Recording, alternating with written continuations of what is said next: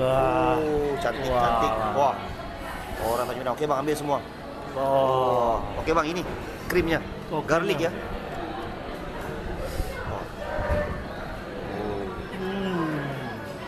Luar biasa tak? Luar biasa. Luar biasa bang ya. Ya, betul. Bang, bantuin saya panggil orang Tanjung Pinang dan seluruh Indonesia bang. Mampir. Untuk warga Tanjung Pinang, mampir ke nasi lemak lobster JB. Mantap punya lah. Mantap. Lagi nasi lemak saya gimana? Nasi lemak best bang.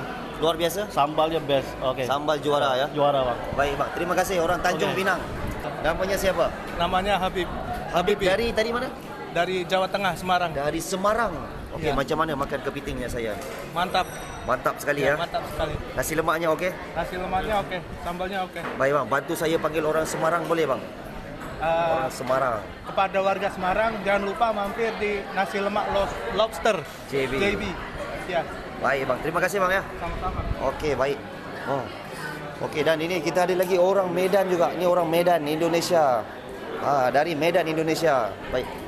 Selain itu saya ada menu murah, nasi lemak cumi-cumi sotong.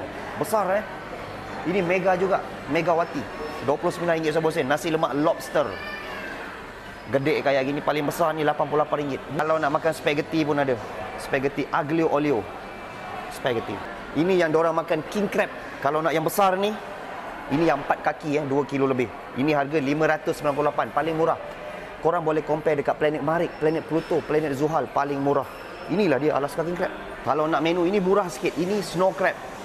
Ini ketam salji. Ini harga dia RM298. Dapat 2 nasi lemak juga, sama, sedap juga, manis.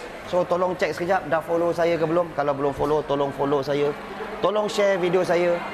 So kalau nak datang, korang boleh waste ini nasi lemak lobster JB dekat Setia Tropika Johor.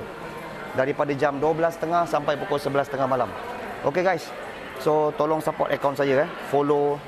Kalau nampak saya punya posting, jangan lupa bagi satu like, satu repost, save video. Dan last sekali tolong komen, salah ke tidak.